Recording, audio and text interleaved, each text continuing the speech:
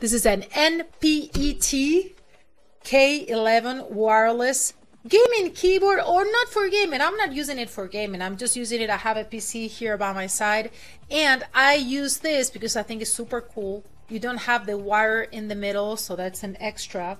And this is how it looks on a desk. Here I'm showing it with a mouse pad, also that is super cool mouse pad with galaxies all around.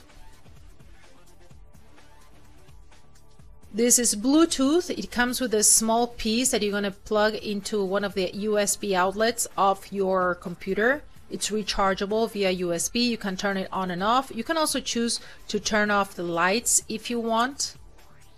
You don't have to use the LED all the time, but if you want to, you can turn them off. It has here the LED, so you can change the tones, the colors, or you can just definitely turn it off.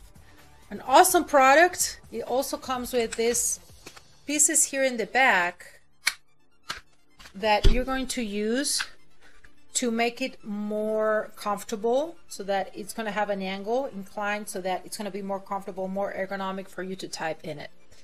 Really awesome product. This is an NPET wireless gaming keyboard.